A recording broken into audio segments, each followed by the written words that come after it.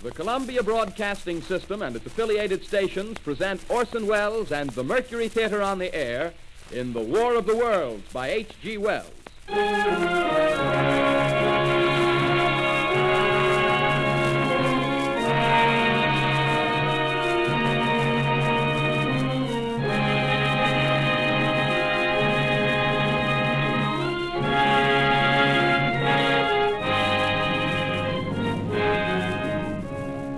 Ladies and gentlemen, the director of the Mercury Theatre and star of these broadcasts, Orson Welles.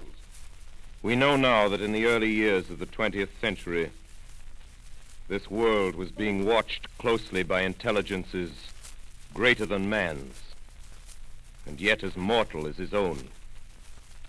We know now that as human beings busied themselves about their various concerns, they were scrutinized and studied, perhaps almost as narrowly as a man with a microscope might scrutinize the transient creatures that swarm and multiply in a drop of water. With infinite complacence, people went to and fro over the earth about their little affairs, serene in the assurance of their dominion over this small, spinning fragment of solar driftwood, which by chance or design, man has inherited out of the dark mystery of time and space. Yet across an immense ethereal gulf, minds that are to our minds as ours are to the beasts in the jungle, intellects vast, cool, and unsympathetic, regarded this earth with envious eyes and slowly and surely drew their plans against us. And in the 39th year of the 20th century came the Great Disillusionment. It was near the end of October. Business was better. The war scare was over. More men were back at work. Sales were picking up. On this particular evening, October 30th, the Crosley service estimated that 32 million people were listening in on radios. For the next 24 hours, not much change in temperature. A slight atmospheric disturbance of undetermined origin is reported over Nova Scotia, causing a low-pressure area to move down rather rapidly over the northeastern states, bringing a forecast of rain accompanied by winds of light gale force. Maximum temperature 66, minimum 48. This weather report comes to you from the Government Weather Bureau. We take you now to the Meridian Room in the Hotel Park Plaza in downtown New York, where you will be entertained by the music of Raymond Raquello and his orchestra.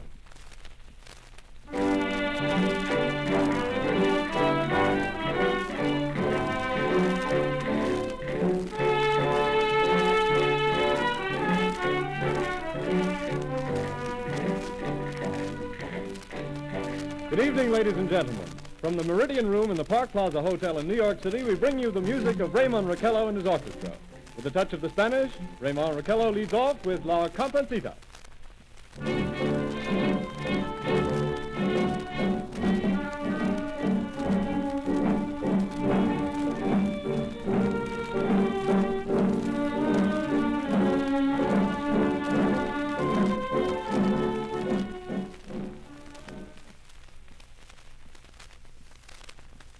Ladies and gentlemen, we interrupt our program of dance music to bring you a special bulletin from the Intercontinental Radio News. At 20 minutes before 8 Central Time, Professor Farrell of the Mount Jennings Observatory, Chicago, Illinois, reports observing several explosions of incandescent gas occurring at regular intervals on the planet Mars. The spectroscope indicates the gas to be hydrogen and moving toward the Earth with enormous velocity. Professor Pearson of the observatory at Princeton confirms Farrell's observation and describes the phenomenon as, quote, like a jet of blue flame shot from a gun, unquote. We now return you to the music of Raymond Raquello, playing for you in the Meridian Room of the Park Plaza Hotel, situated in downtown New York.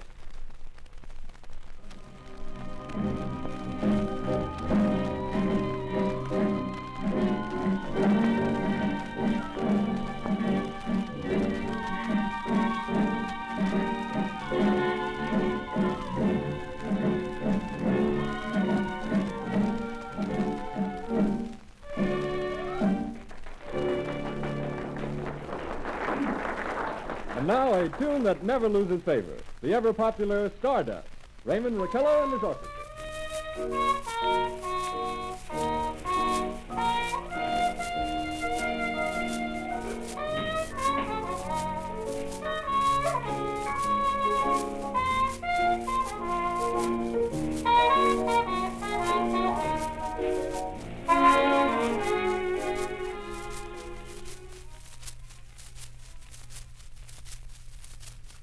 Ladies and gentlemen, following on the news given in our bulletin a moment ago, the Government Meteorological Bureau has requested the large observatories of the country to keep an astronomical watch on any further disturbances occurring on the planet Mars.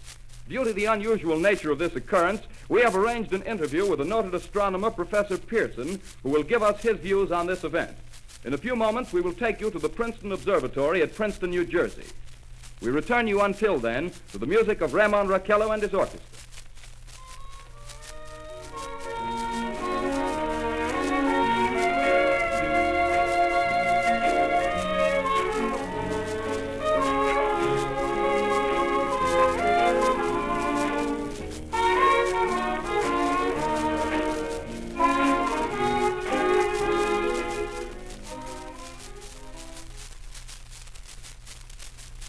We are ready now to take you to the Princeton Observatory at Princeton, where Carl Phillips, our commentator, will interview Professor Richard Pearson, famous astronomer. We take you now to Princeton, New Jersey. Good evening, ladies and gentlemen. This is Carl Phillips speaking to you from the observatory at Princeton. I'm standing in a large semicircular room, pitch black except for an oblong split in the ceiling. Through this opening, I can see a sprinkling of stars that cast a kind of frosty glow over the intricate mechanism of the huge telescope. The ticking sound you hear is the vibration of the clockwork.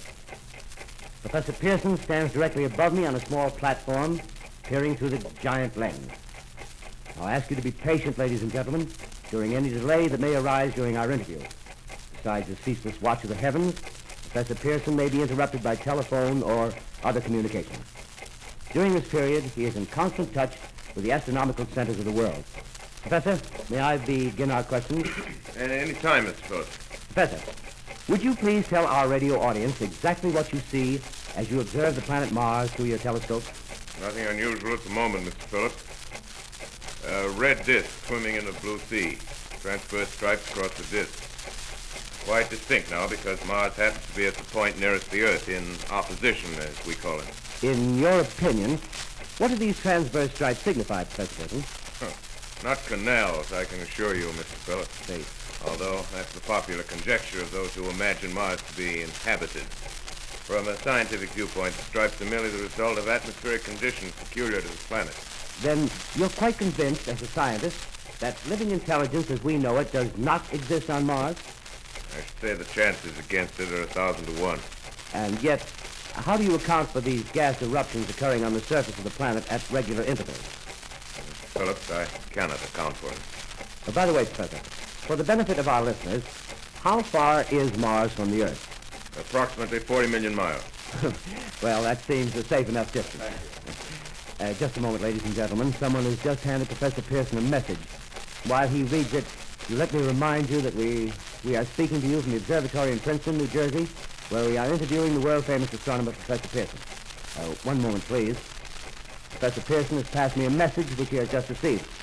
Professor, may I read the message to the listening audience? Certainly. Ladies and gentlemen, I shall read you a wire addressed to Professor Pearson from Dr. Gray of the Natural History Museum, New York. Quote, 9:15 p.m. Eastern Standard Time.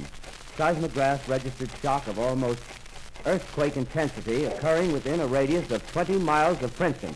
Please investigate. Signed, Lloyd Gray, Chief of Astronomical Division. Unquote. Professor Pearson, could this occurrence possibly have something to do with the disturbances observed on the planet Mars? Hardly, Mr. Phillips. This is probably a meteorite of unusual size, and its arrival at this particular time is merely a coincidence. However, we shall conduct a search as soon as daylight permits. Thank you, Professor. Ladies and gentlemen, for the past 10 minutes, we've been speaking to you from the observatory at Princeton, bringing you a special interview with Professor Pearson, noted astronomer. This is Carl Phillips speaking. We are returning you now to our New York studio.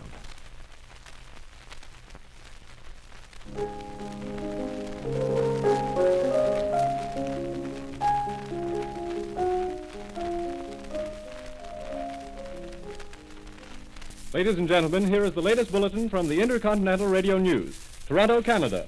Professor Morse of Macmillan University reports observing a total of 3 explosions on the planet Mars between the hours of 7:45 p.m. and 9:20 p.m. Eastern Standard Time. This confirms earlier reports received from American observatories. Now, nearer home, comes a special bulletin from Trenton, New Jersey. It is reported that at 8:50 p.m. a huge flaming object, believed to be a meteorite, fell on a farm in the neighborhood of Grover's Mill, New Jersey, 22 miles from Trenton. The flash in the sky was visible within a radius of several hundred miles, and the noise of the impact was heard as far north as Elizabeth. We have dispatched a special mobile unit to the scene, and we'll have our commentator, Carl Phillips, give you a word picture of the scene as soon as he can reach there from Princeton. In the meantime, we take you to the Hotel Martinet in Brooklyn, where Bobby Millett and his orchestra are offering a program of dance music.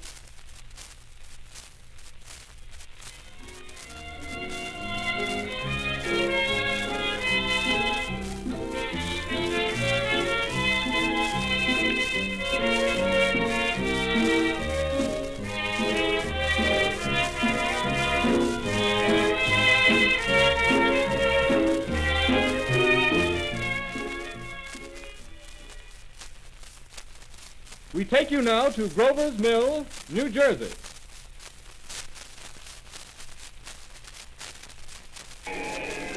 Ladies and gentlemen, this is Carl Phillips again, out at the Wilmot Farm, Grover's Mill, New Jersey.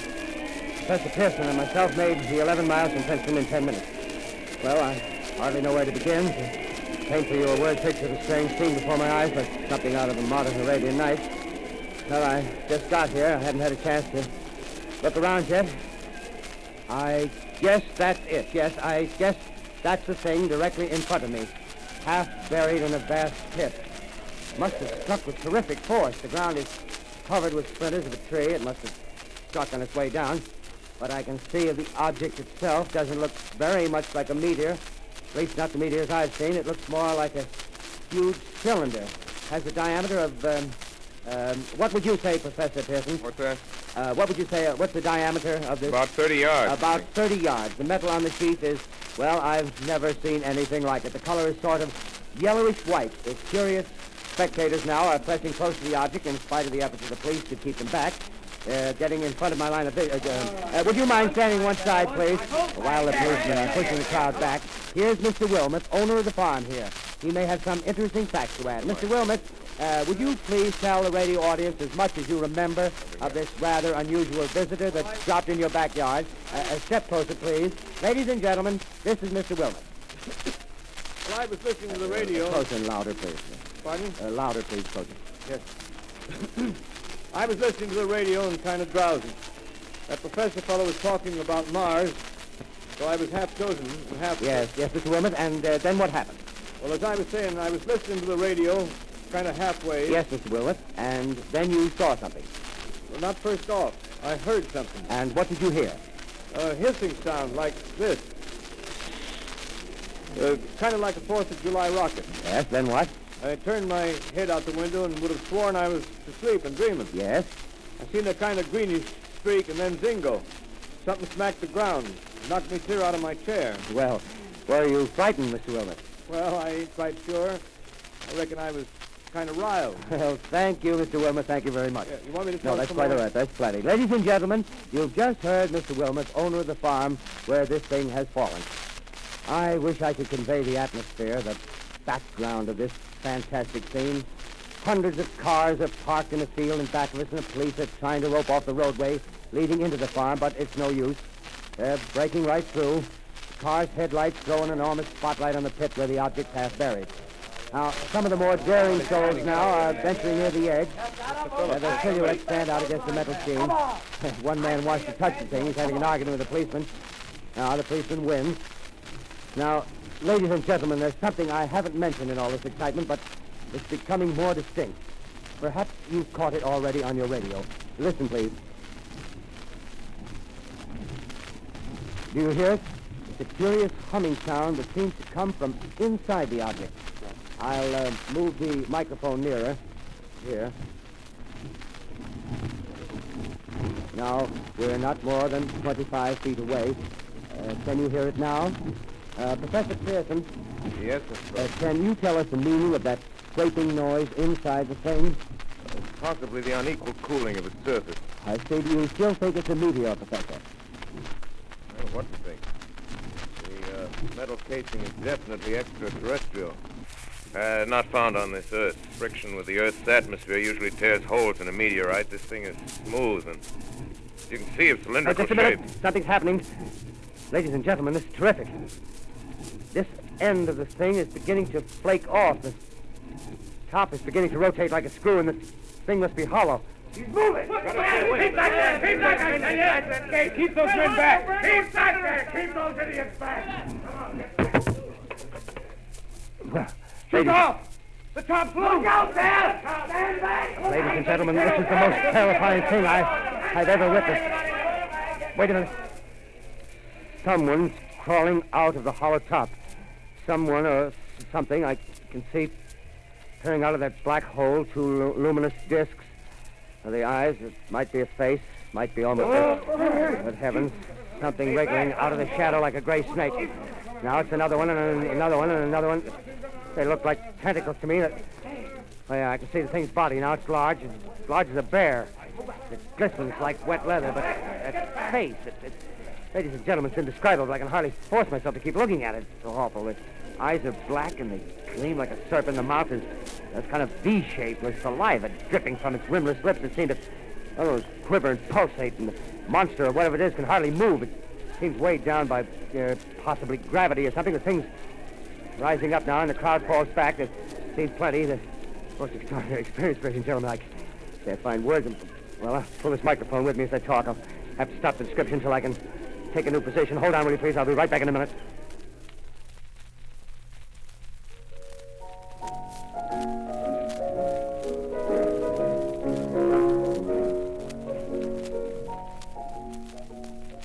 We are bringing you an eyewitness account of what's happening on the Wilmuth Farm, Grover's Mill, New Jersey.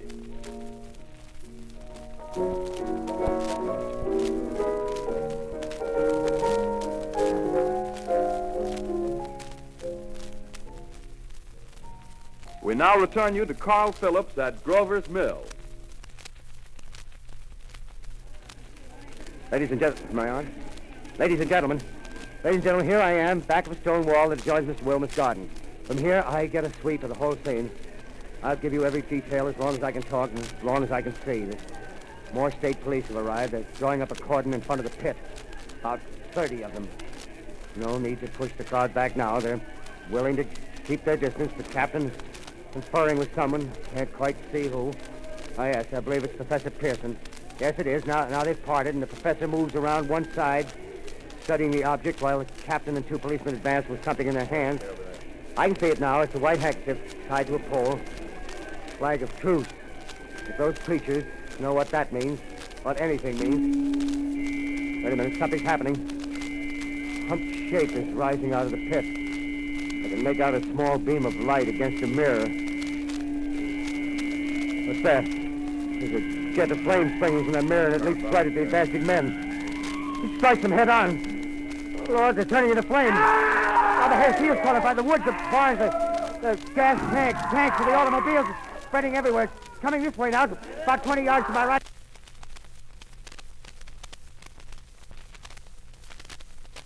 Ladies and gentlemen, due to circumstances beyond our control, we are unable to continue the broadcast from Grover's Mill.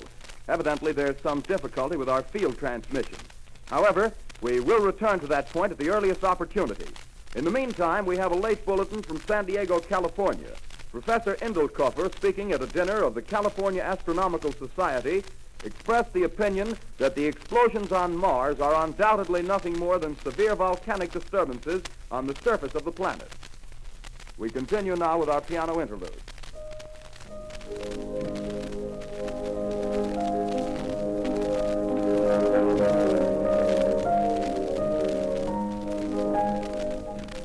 Ladies and gentlemen, I've just been handed a message that came in from Grover's Mill by telephone.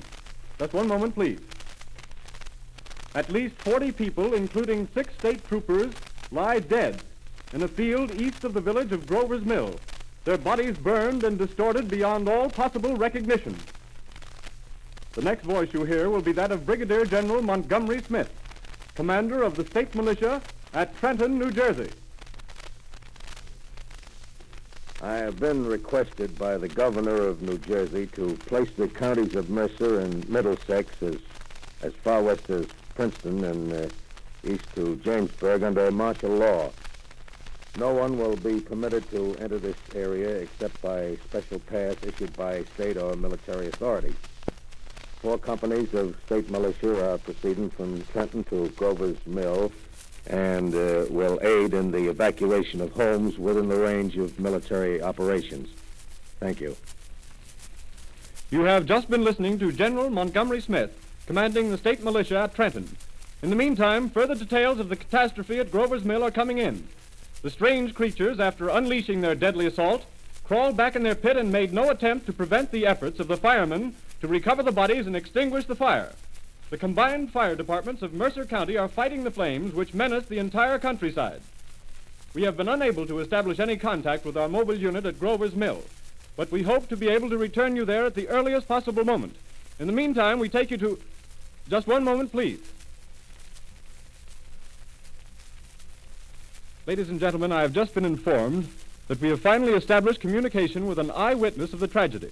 Professor Pearson has been located at a farmhouse near Grover's Mill, where he has established an emergency observation post. As a scientist, he will give you his explanation of the calamity. The next voice you hear will be that of Professor Pearson, brought to you by direct wire. Professor Pearson. Of the creatures in the rocket cylinder at Grover's Mill, I can give you no authoritative information either as to their nature, their origin, or their purposes here on Earth. Of their destructive instrument, I might venture some conjectural explanation. For want of a better term, I shall refer to the mysterious weapon as a heat ray. It's all too evident that these creatures have scientific knowledge far in advance of our own. It's my guess that in some way they are able to generate an intense heat in a chamber of practically absolute non-conductivity.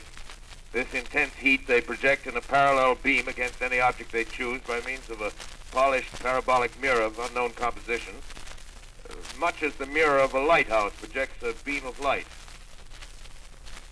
That is my conjecture of the origin of the heat ray. Thank you, Professor Pearson. Ladies and gentlemen, here is a bulletin from Trenton. It is a brief statement informing us that the charred body of Carl Phillips has been identified in a Trenton hospital.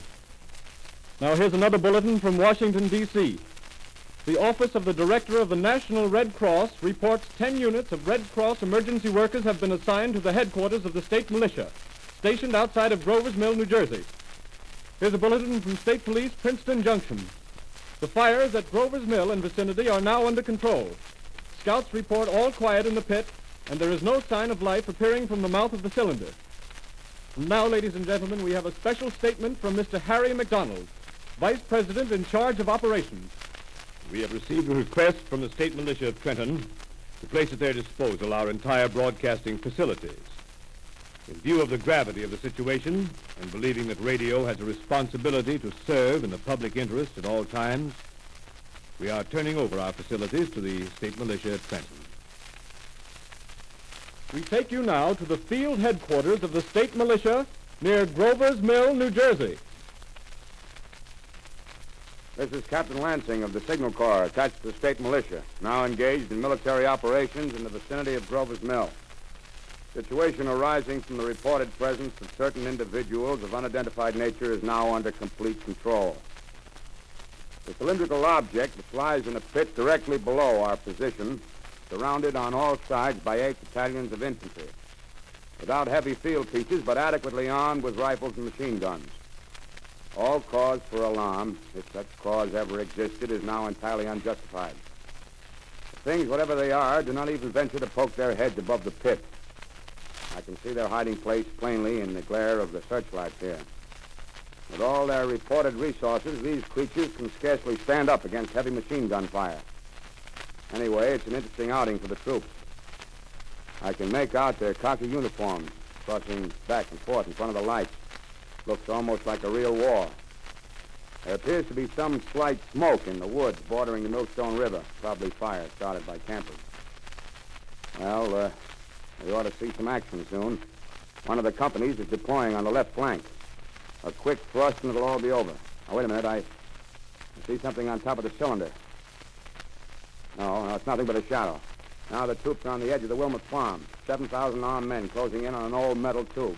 A tub, rather. Well, wait, that wasn't a shadow. It's something moving. solid metal, kind of a shield-like affair rising up out of the cylinder, going higher and higher. What? It's standing on legs, actually rearing up on a sort of metal framework. Now it's reaching above the trees, and the searchlights are on it. Hold on. Ladies and gentlemen, I have a grave announcement to make. Incredible as it may seem, both the observations of science and the evidence of our eyes lead to the inescapable assumption that those strange beings who landed in the Jersey farmlands tonight are the vanguard of an invading army from the planet Mars. The battle which took place tonight at Grover Mills has ended in one of the most startling defeats ever suffered by an army in modern times. 7,000 men armed with rifles and machine guns pitted against the single fighting machine of the invaders from Mars. 120 known survivors. The rest strewn over the battle area from Grover's Mill to Plainsboro, crushed and trampled to death under the metal feet of the monster, or burned to cinders by its heat ray. The monster is now in control of the middle section of New Jersey and has effectively cut the state through its center. Communication lines are down from Pennsylvania to the Atlantic Ocean. Railroad tracks are torn and service from New York to Philadelphia discontinued, except routing some of the trains through Allerton and Phoenixville. Highways to the north, south, and west are clogged with frantic human traffic. Police and army reserves are unable to control the mad flight. By morning, the fugitives will have swelled Philadelphia, Camden, and Trenton, it is estimated, to twice their normal population. Martial law prevails throughout New Jersey and eastern Pennsylvania. At this time, we take you to Washington for a special broadcast on the national emergency. The Secretary of the Interior. Citizens of the nation, I shall not try to conceal the gravity of the situation that confronts the country, nor the concern of your government in protecting the lives and property of its people. However, I wish to impress upon you, private citizens and public officials, all of you, the urgent need of calm and resourceful action.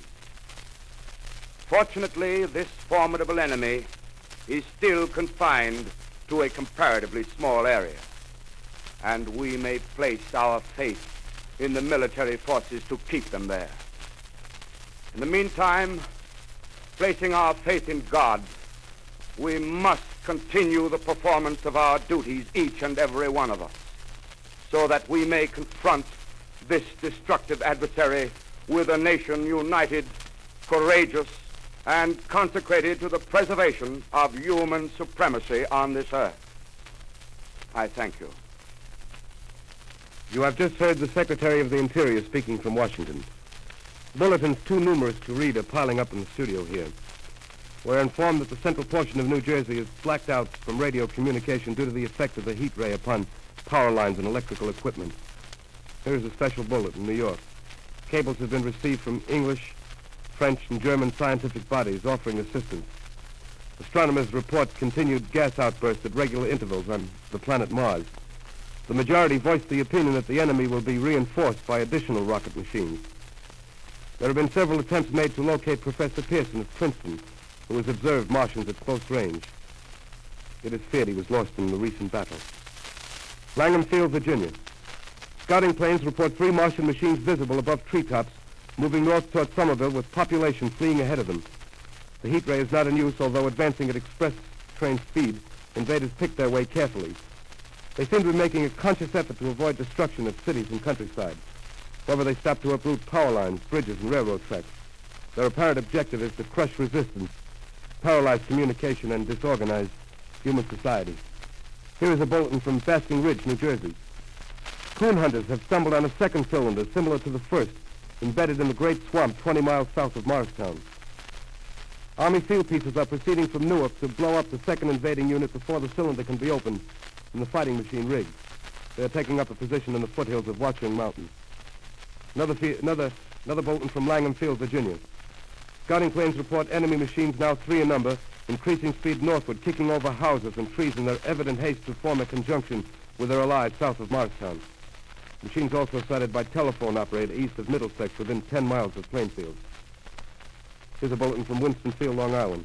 A fleet of Army bombers carrying heavy explosives flying north in pursuit of enemy. Scouting planes act as guides. They keep the speeding enemy in sight. Just a moment, please, ladies and gentlemen. Yes?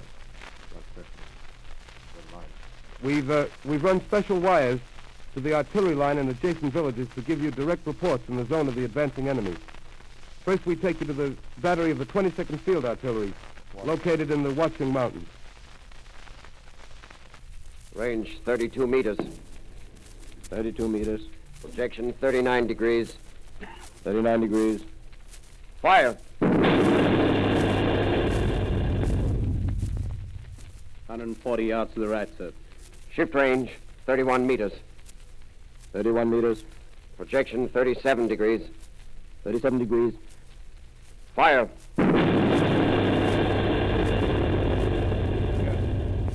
Hit, sir. Got the tripod of one of them. They've stopped. The others are trying to repair it. Quick, get the range. Shift 50-30 meters. 30 meters. Projection 27 degrees. 27 degrees. Fire!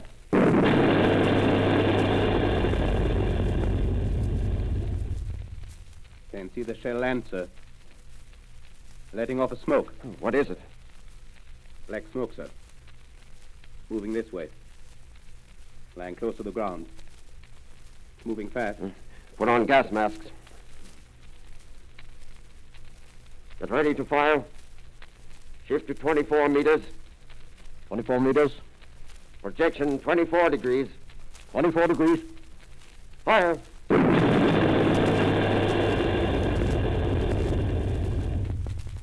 Still can't see, sir. Smoke's coming nearer. Get the range. 50 feet. Meters. 23 meters. 23 meters. Projection 22 degrees. 22 degrees.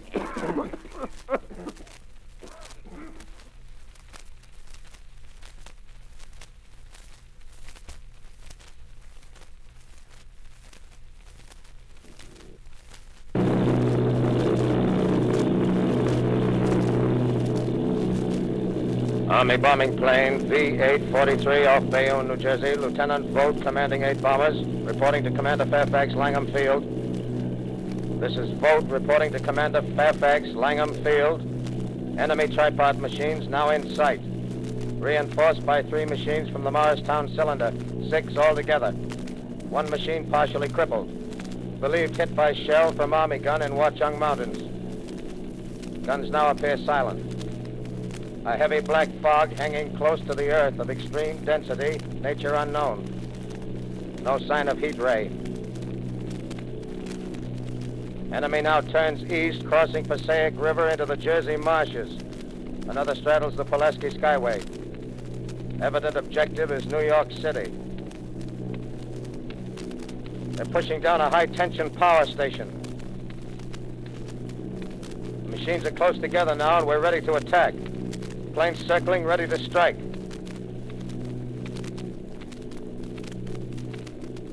A 1,000 yards and we'll be over the first.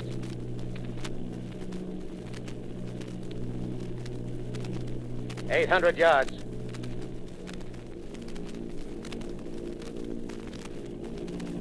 $600.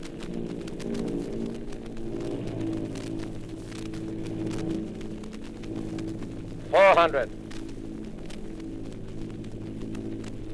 200. There they go. The giant arm raised. Green flash. They're spraying us with flame. 2,000 feet. Engines are giving out. No chance to release bombs. Only one thing left. Drop on them, plane and all. We're diving on the first one. Now the engine's gone. 8.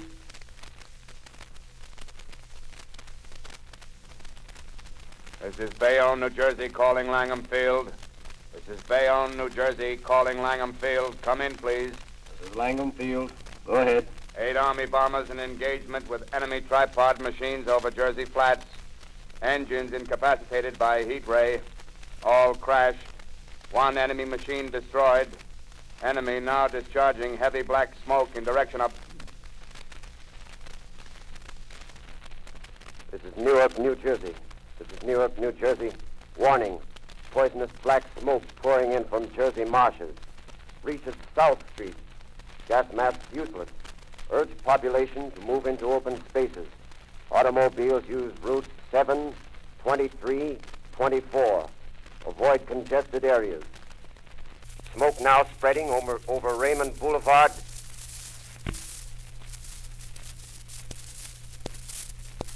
Two X to L calling CQ, 2X to L calling CQ, 2X to L calling 8X3R. Come in, please.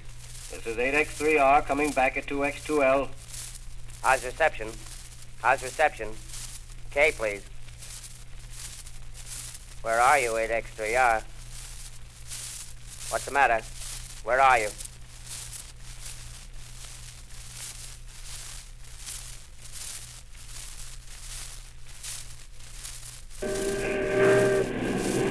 I'm speaking from the roof of Broadcasting Building. I'm speaking from the roof of Broadcasting Building, New York City. The bells you hear are ringing to warn the people to evacuate the city as Martians approach. Estimated in the last 2 hours, 3 million people have moved out along the roads to the north. Hutchison River Parkway is still kept open for motor traffic. Avoid bridges to Long Island, hopelessly jammed. All communication with Jersey Shore closed 10 minutes ago. No more defenses. Our army is wiped out. Artillery, Air Force, everything wiped out. This may be the last broadcast. We'll stay here to the end. People are holding service here below us in the cathedral. Now I look down the harbor, all manner of boats, overloaded with fleeing population pulling out from docks. Streets are all jammed. Noise in crowds like New Year's Eve in city. Wait a minute, the enemy's now in sight above the Palisades. Five great machines. First one is crossing the river. I can see it from here, wading the Hudson like a man wading through a brook. A bulletin is handed me. Martian cylinders are falling all over the country. One outside of Buffalo, one in Chicago, St. Louis. Seem to be timed and spaced. Now the first machine reaches the shore. He stands watching, looking over the city. His steel, cowlish head is even with the skyscrapers. He waits for the others. They rise like a line of new towers on the city's west side. Now they're lifting their metal hands. This is the end now. Smoke comes out, black smoke drifting over the city. People in the streets see it now. They're running toward the East River, thousands of them, dropping in like rats. Now the smoke's spreading faster. It's reached Times Square. People are trying to run away from it, but it's no use. They're falling like flies. Now the smoke's crossing 6th Avenue. 5th Avenue. 100 yards away. 50 feet.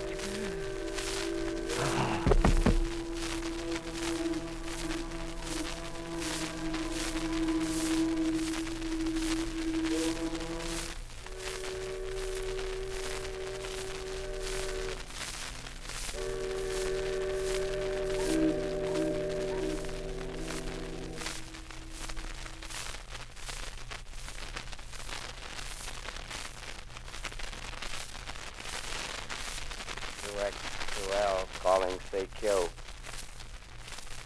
2X2L calling CQ. 2X 2X2L calling CQ, New York. Is there anyone on the air? Is there anyone on the air? Isn't there anyone?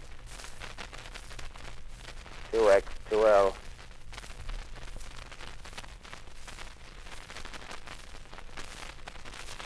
You are listening to a CBS presentation of Orson Welles and the Mercury Theatre on the Air in an original dramatization of The War of the Worlds by H.G. Wells. The performance will continue after a brief intermission. This is the Columbia Broadcasting System.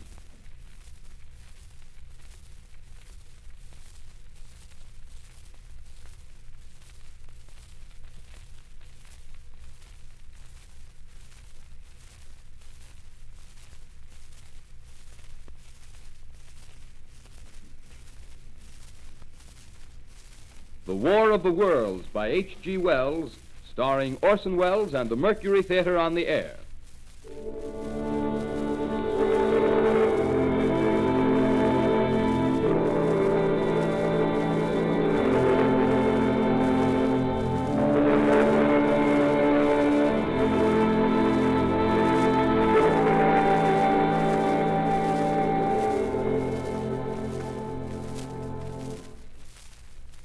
As I set down these notes on paper, I'm obsessed by the thought that I may be the last living man on Earth. I've been hiding in this empty house near Grover's Mill, a small island of daylight cut off by the black smoke from the rest of the world. All that happened before the arrival of these monstrous creatures in the world now seems part of another life. A life that has no continuity with the present. Furtive existence of the lonely derelict who pencils these words on the back of some astronomical notes bearing the signature of Richard Pearson. I look down at my blackened hands, my torn shoes, my tattered clothes, and I try to connect them with a professor who lives at Princeton and who, on the night of October 20th, glimpsed through his telescope an orange splash of light on a distant planet. My wife, my colleagues, my students, my books, my observatory, my world. Where are they? Did they ever exist? Am I Richard Pearson? What day is it? Do days exist without calendars? Does time pass when there are no human hands left to wind the clocks? In writing down my daily life, I tell myself I shall preserve human history between the dark covers of this little book that was meant to record the movements of the stars. But to write, I must live, and to live, I must eat. Find moldy bread in the kitchen and an orange not too spoiled to swallow. Keep watch at the window. Time to time, I catch sight of a Martian above the black smoke. The smoke still holds the house in its black coil, but at length there's a hissing sound, and suddenly I see a Martian mounted on his machine, spraying the air with a jet of steam as if to dissipate the smoke. I watch in a corner as his huge metal legs nearly brush against the house. Exhausted by terror, I fall asleep. It's morning. Morning. Sun streams in the window. The black cloud of gas is lifted, and the scorched meadows to the north look as though a black snowstorm had passed over them. I venture from the house. I make my way to a road, no traffic. Here and there, a wrecked car, baggage overturned, a blackened skeleton. Push on north. For some reason, I feel safer trailing these monsters than running away from them. And I keep a careful watch.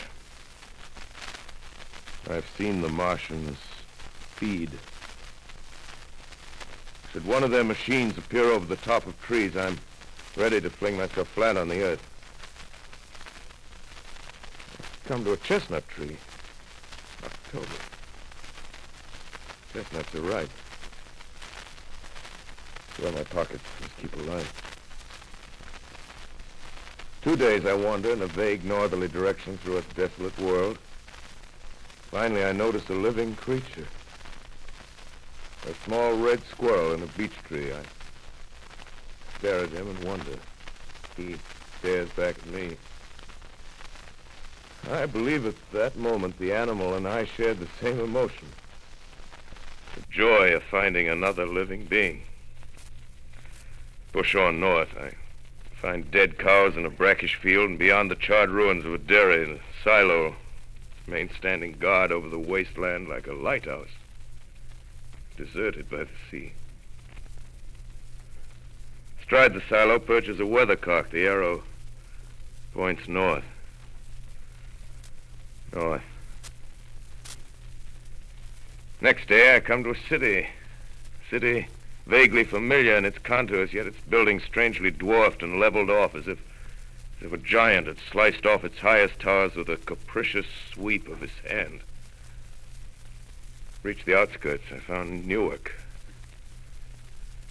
Newark, undemolished but humbled by some whim of the advancing Martians.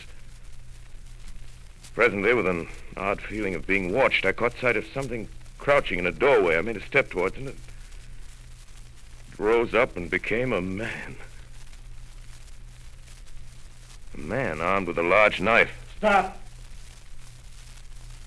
Where do you come from? Oh, I come from many places. A long time ago, from Princeton. Princeton, huh? That's near Grover's Mill. Yes. Grover's Mill. There's no food here. This is my country. All this end of town down the river. There's only food for one. Which way are you going? I don't know. I guess I'm looking for people. Hey, what was that? Did you hear something just then? No. Only a bird. A live bird. Yeah. You get to know that birds have shadows these days. Say, we're in the open here. Let's crawl in this doorway here and talk. Have you seen any Martians? No. They're going over to New York. Tonight, the sky's alive with their lights, just as if people were still living in it. By daylight, you can't see them. 5 days ago, a couple of them carried something big across the flats from the airport. I think they're learning how to fly. Fly? Yeah, fly. Then it's all over with humanity. Stranger, there's still you and I. 2 of us left. Yeah. They got themselves in solid. They wrecked the greatest country in the world. Those green stars, they're probably falling somewhere every night. They've only lost one machine. There isn't anything to do. We're done. We're licked. Where were you? You're in a uniform. Yeah, what's left of it. I was in the militia. National Guard. That's good. There wasn't any war.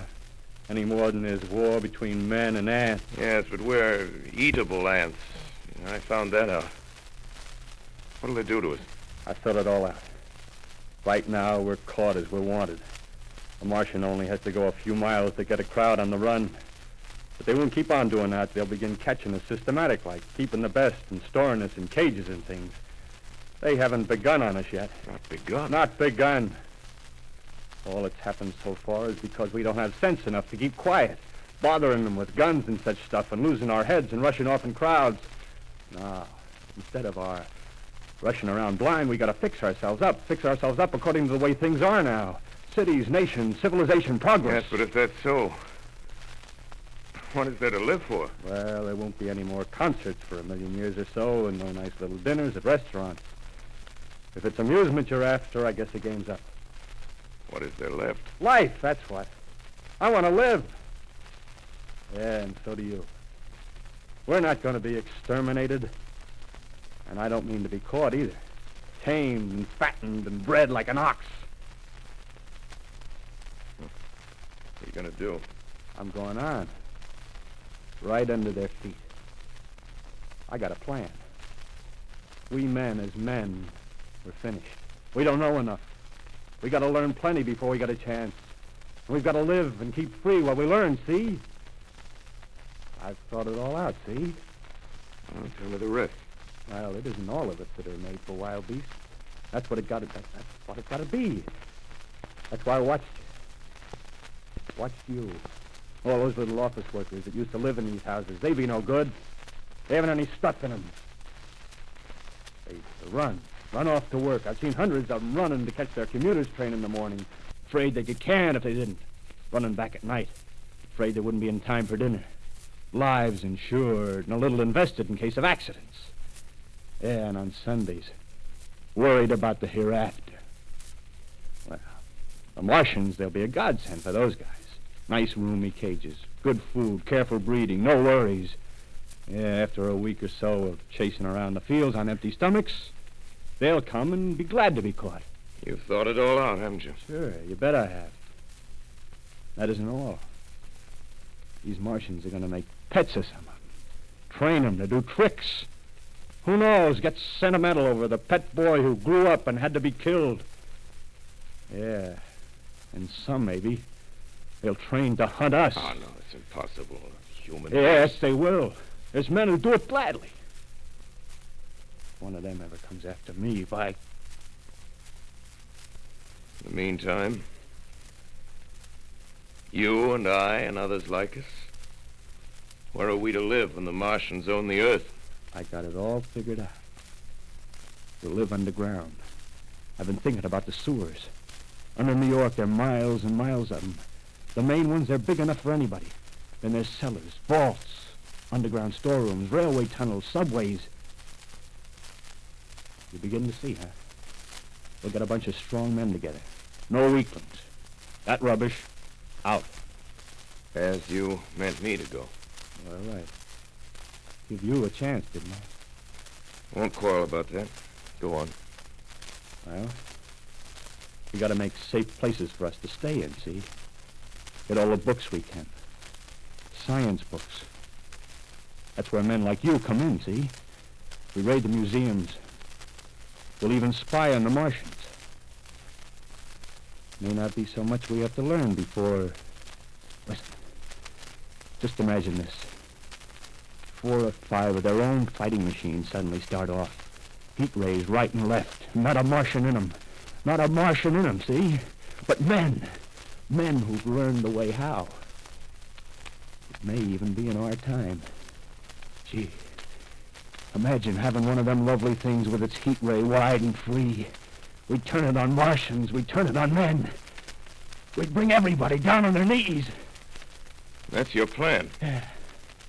You, me, and a few more of us. We'd own the world.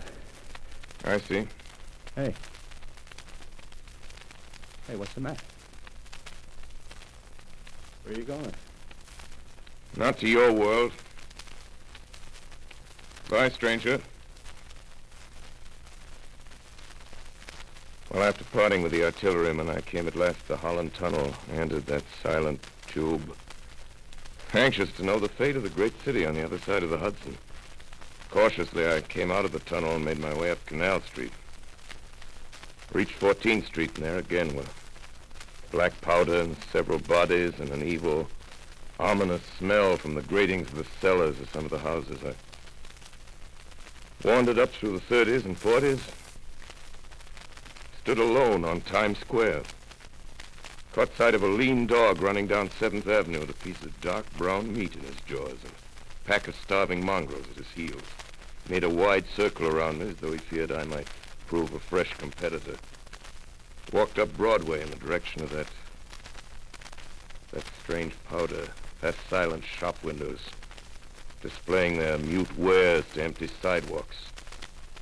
Past the Capitol Theater, silent, dark. Past a shooting gallery where a row of empty guns faced an arrested line of wooden ducks. Near Columbus Circle, I noticed models of 1939 motor cars in the showrooms facing empty streets. Over the top of the General Motors building, I watched a flock of black birds circling in the sky. hurried on. Suddenly, I caught sight of the hood of a Martian machine, standing somewhere in Central Park, gleaming in the late afternoon sun. An insane idea. I rushed recklessly across Columbus Circle and into the park. I climbed a small hill above the pond at 60th Street, and from there I could see, standing in a silent row along the mall, 19 of those great metal titans, their cowls empty, their steel arms hanging listlessly by their sides. I looked in vain for the monsters that inhabit those machines. Suddenly, my eyes were attracted to the immense flock of black birds that hovered directly below me. They circled to the ground. And there before my eyes, stark and silent, lay the Martians with the hungry birds pecking and tearing brown shreds of flesh from their dead bodies. Later, when their bodies were examined in laboratories, it was found that they were killed by the putrefactive and disease bacteria against which their systems were unprepared. Slain, after all, man's defenses had failed by the humblest thing that God, His wisdom, has put upon this earth.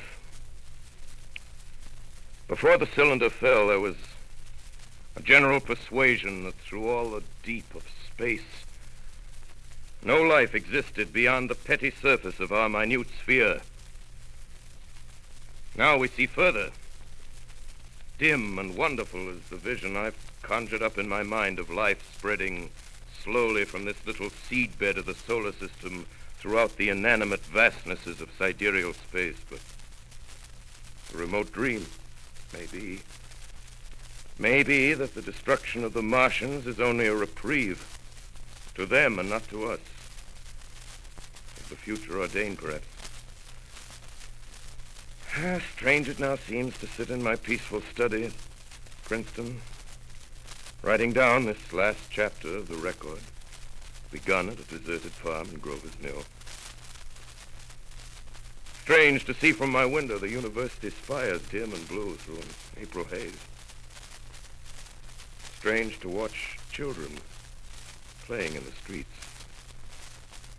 Strange to see young people strolling on the green where the new spring grass heals the last black scars of a bruised earth.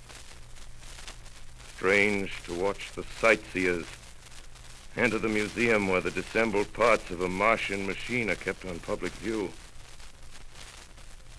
Strange when I recall the time when I first saw it. Bright and clean cut, hard and silent under the dawn of that last great day.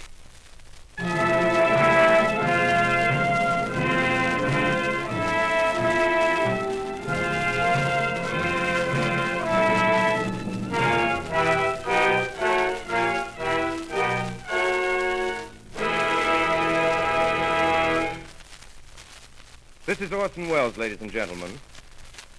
Out of character, to assure you that the War of the Worlds has no further significance than as the holiday offering it was intended to be.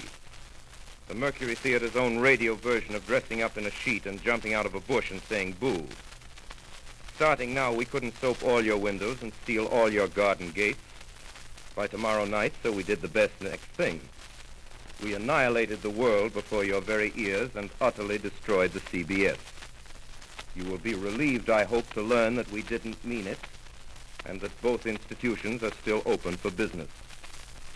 So goodbye, everybody, and remember, please, for the next day or so, the terrible lesson you learned tonight. That grinning, glowing, globular invader of your living room is an inhabitant of the pumpkin patch, and if your doorbell rings and nobody's there, that was no Martian. It's Halloween.